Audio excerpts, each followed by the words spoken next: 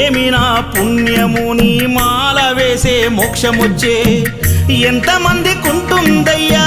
నిన్ను చేరే అదృష్టం ఆనందం పొంగేనయ్యా